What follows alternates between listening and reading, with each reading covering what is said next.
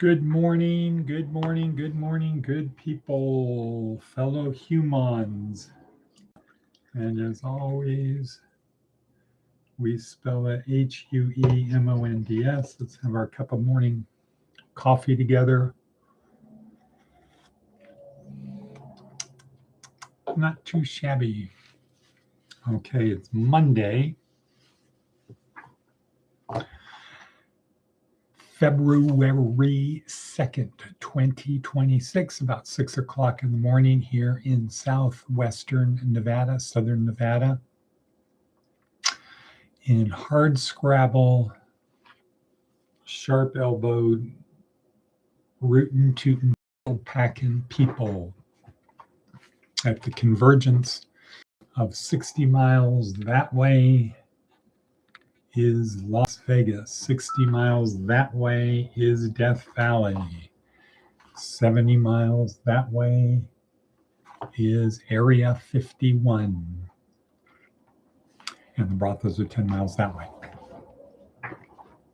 So here we are at the crossroads of the American West, the accessible American West, the best in the West.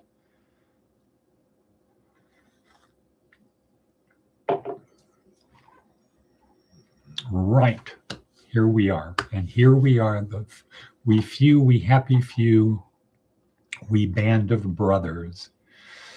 For he who sheds his blood with me this day shall be my brother, be he never so vile. This day shall gentle his condition, blah, blah, blah, blah, blah.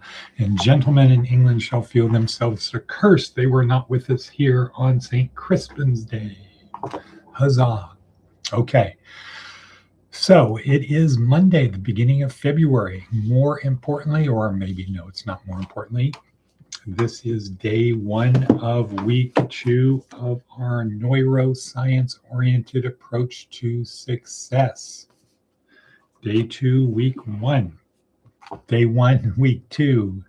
Sebastian's song talking about the connectome. We'll talk more about that later, but that's what this is. Day 1 of week 2 of our neuroscience-oriented approach to success. What does that mean? Well, it means it's not a psychology approach. It's not a neuro-linguistic programming approach, cognitive behavior therapy approach.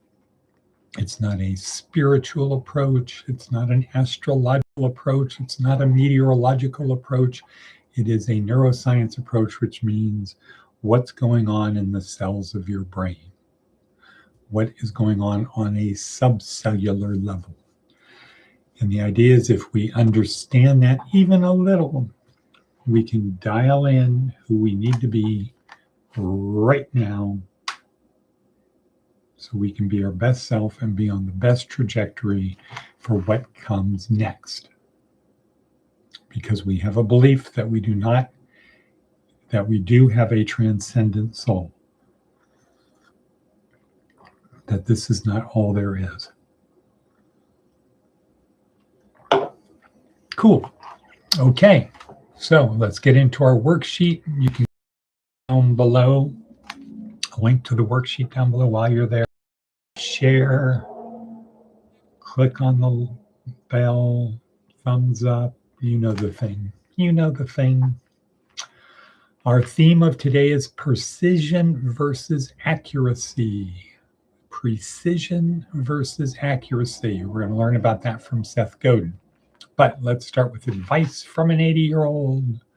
What is the advice from an 80-year-old? Look people in the eye. Right. Okay. Well, that's kind of creepy. So you should look at them kind of like right here. Come right between the eyes. Or go from eye to eye and down to the mouth.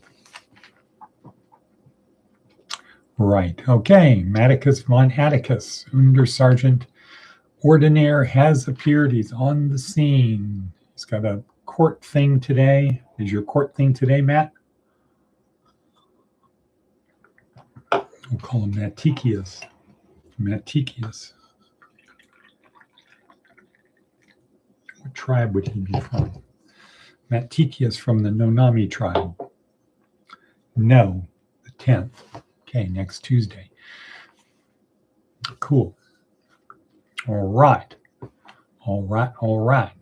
How are things at Fort Homestead?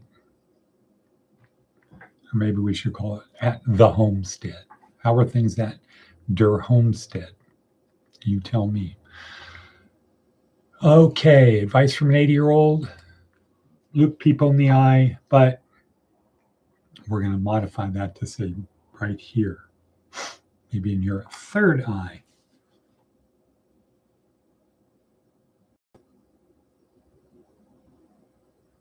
Oh, I think there's a sneeze right on the edge.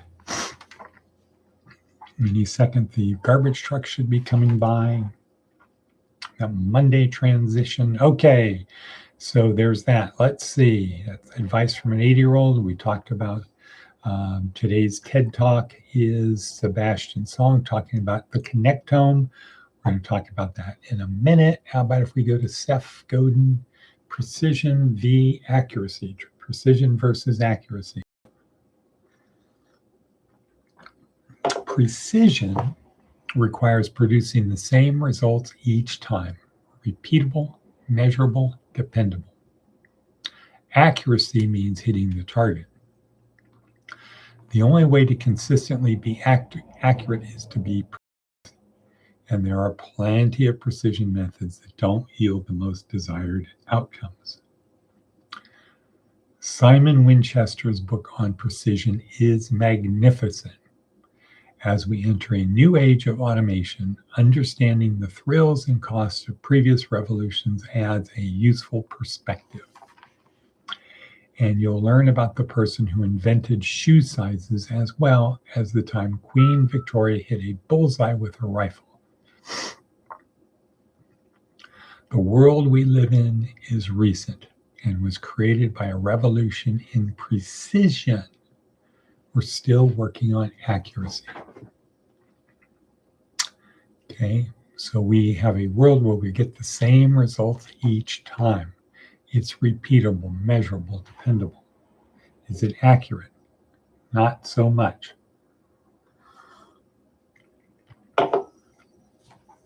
It's an interesting thought, though. So people are getting themselves worked up. Oh, another person was shot in Minnesota. And of course, there's more to the story. Another bad thing happened. This is happening. We're looking for all kinds of problems everywhere we can. Are they over there? Are they over there? Where are they? Versus a stoic approach. There are things I can control and things I cannot control. I don't let the things I can't control bother me because I can't control them. Why get upset about something I can't control?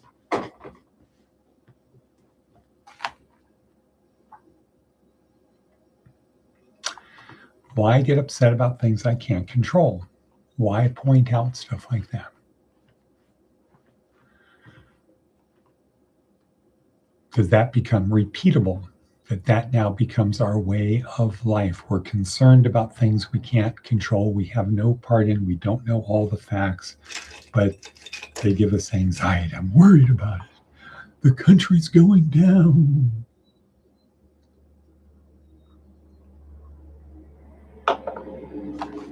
Okay.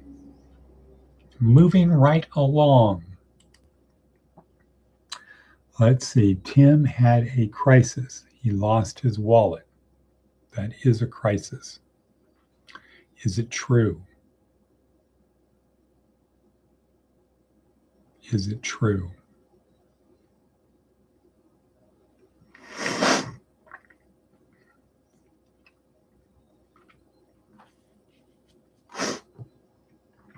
Is it true?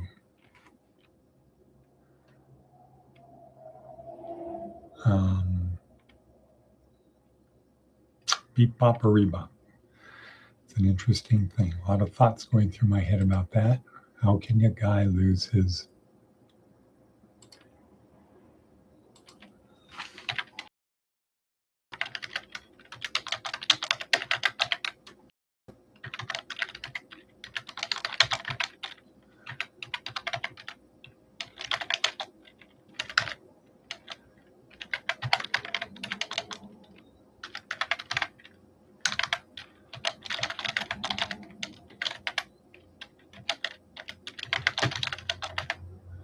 Okay.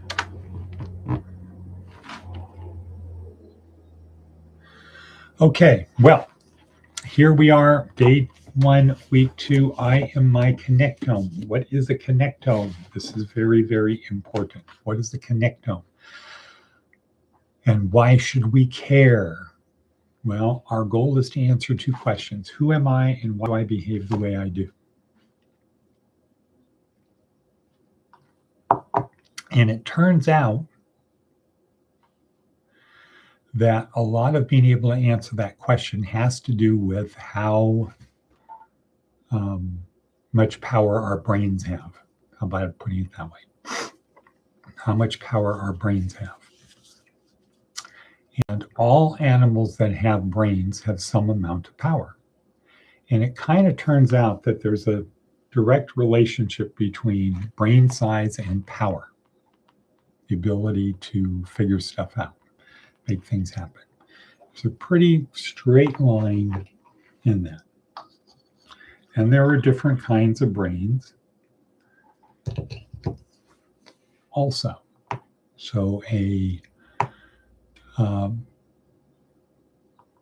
primate brain is not the same as a mammal brain.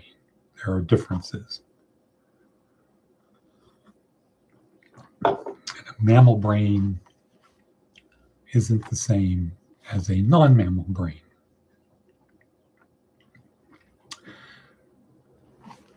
But there is a pretty direct relationship, but it's not just brain size.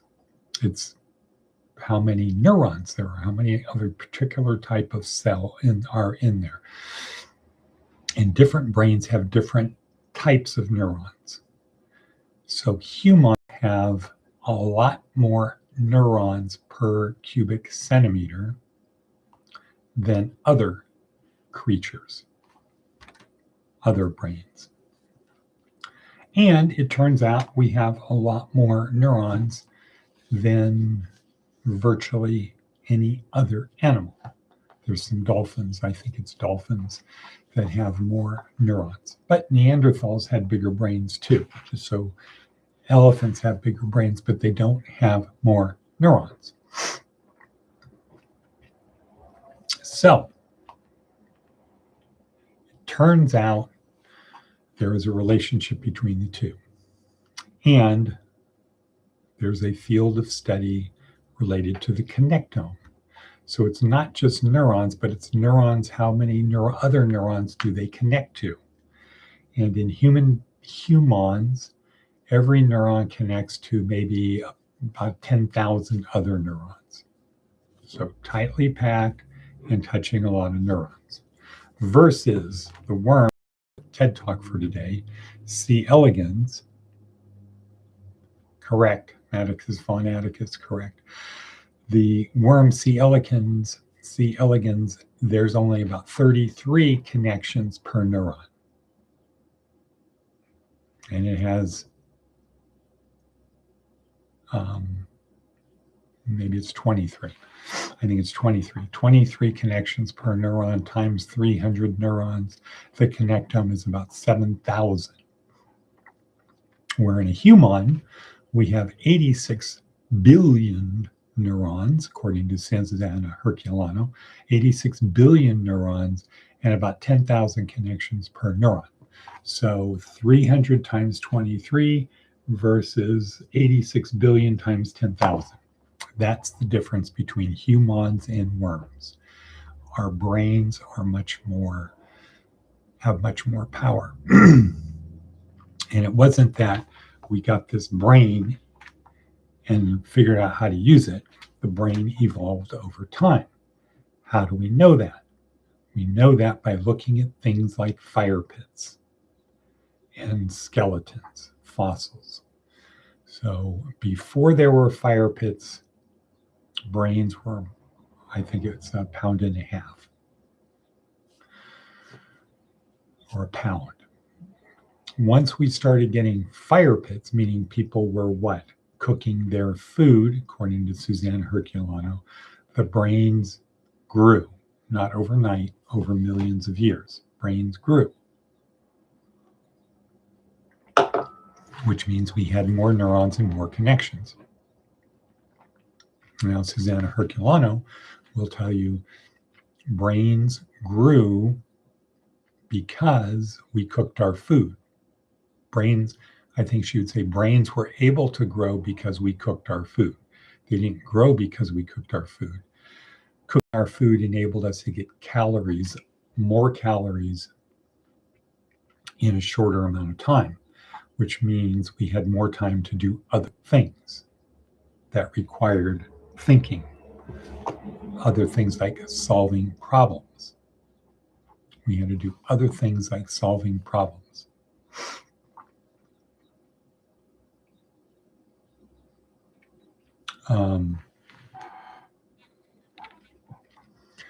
And to solve a problem, you have to use your brain. But you might say, well, instead of chewing through the hide of the animal, maybe there's that sharp rock that cut my foot. Maybe I can take the sharp rock that cut my foot and use that to cut a hide. Or the rock that rolled down the hill and smashed into my leg, maybe we can use a rock like that to crush the bones of these animals, etc. So there's a problem. How do you get to the meat of an animal through the hide? Right? So there's a problem, and we got to figure out, associate the sharp rock with the ability to get food. So as we used our brain more to solve problems, both thinking of a solution and then actually learning how to do it. Well, how do I sharpen that rock? Do I just go around looking for sharp rocks, or is there a way to sharpen a rock? And there's this black shiny stuff that I've seen some parts that are really very sharp. How do we, is there a way to do that? Et cetera, et cetera. And then fire and fire pits. And so as fire pits, as the areas around fire pits have more stuff, because people were less nomadic, right? You didn't have to go looking for the food. You could get the food, bring it back, make a little home. As those things became more complicated, the skeletons had larger brains. Poof.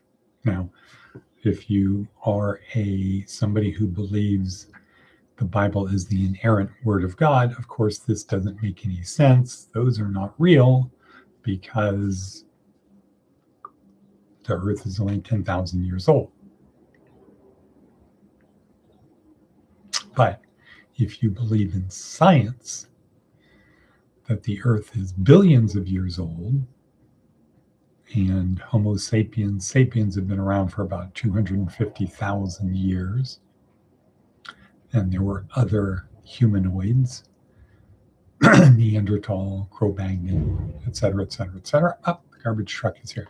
If you believe that, then you can also believe brain sizes got larger, as evidenced by fire pits, and the stuff in and around the fire pits and little settlements became more complex as brains got larger. So we know it is in the brain. Okay, I'm getting ready to sign out. Today, again, week 1, day 2. This week, we're learning about our brain. Today, we are learning about neurons, which you get from Simon Sinek. Tomorrow, neurotransmitters, the chemicals that are spit out between neurons that create our feelings. Wednesday, we're going to talk about the reticular activating system. Kind of acts like a filter of what gets to come into our brain. And it turns out the things that are important to us are the ones that get in, so we can program ourselves. And with that, we're going to say, that's it, and cut.